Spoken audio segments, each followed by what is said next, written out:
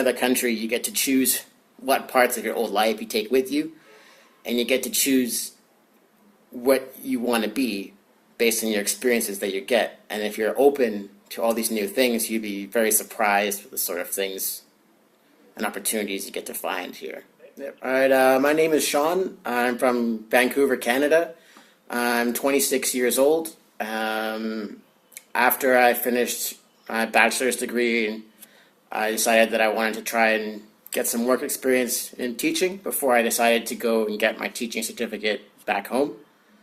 What made you choose China as a first place to teach? Well, I wasn't initially looking into teaching in China. I had a few opportunities I could look into, but I hadn't really spent any time in this part of the world. So I figured that if I went to China, I would not only get my teaching experience, I would get an opportunity like I wouldn't have to travel this part of the world. Approaches, or did you just go with the one agency? I just went with the one agency. They got back to me really quickly.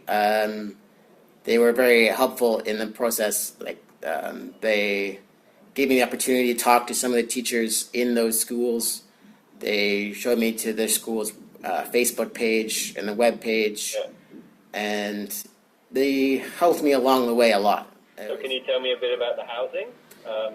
Yeah, right now I live in a 2-bedroom apartment with a roommate who also works for the same school. It's about a 20-minute walk from the school, or a quick bike ride. It came pre-furnished with a table, a couch, TV, refrigerator, so I didn't need to spend a whole lot of money getting myself set up to a reasonable approximation of what I had back home. Can you tell us about that first week and what you learned and what you went through? Yeah, for the first week, we spent doing a training modules by a number of different managers and experienced teachers at the Shane School, and each one had their own sort of styles. Each module took us through the various bits that you might come to teach, like teaching very young children, teaching phonics, teaching grammar, teaching how to read, teaching how to write. These things that you're going to encounter every day in teaching.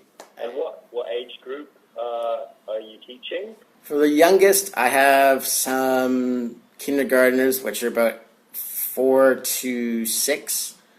I have some students in lower primary, so that would be 7 to 11. I have a couple of classes that are a little bit older, like 12 to 15.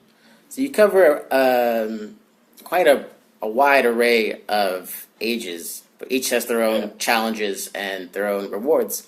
Like, I can't have much of a conversation with a kindergartner in English. You can talk about little things, but as they get older, their English gets a lot better, and you can actually get a more personalized experience with the students because you know what they like, you know what they do after school. It's very rewarding to be able to have that kind of conversation with one of your own students because you've helped bring them to that point, and that's a very special thing that you don't get in many other jobs. How have you got on with the language so far? I've learned a lot of my Chinese since I've come here. You can learn a number of different ways. Like for the number of apps that I use on my phone all the time, like Chinese Skill is used to build just vocabulary and grammar points. I have Pleco that uses a very effective dictionary that actually says out the words so you know how it's supposed to sound. And I have like a Baidu Translate, which helps me translate bulk Chinese, like emails, text messages, and web pages. On top of that, actually learning how to speak it,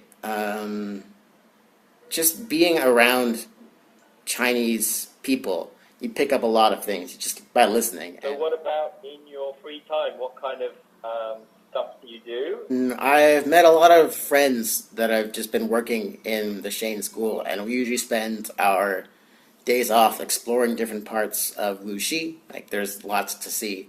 Like, there's shopping areas, parks, gardens, tourist places.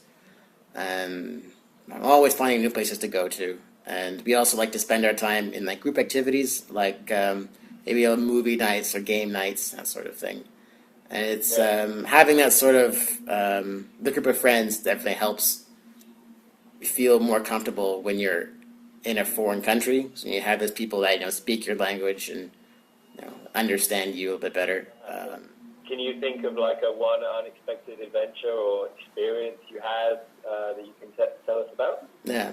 Well, when I first came to China, I was expecting to just get some work experience and travel around a bit. But when you're open to coming to a whole other country, you're going to be open to a number of different possibilities and things that can happen. And I didn't expect to fall in love while I was here.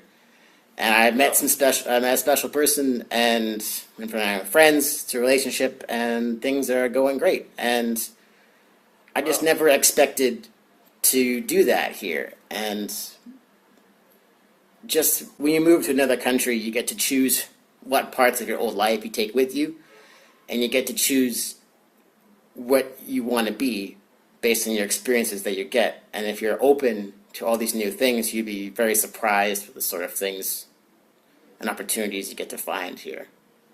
And not for even a second have I regretted coming here at all. It's been a great time.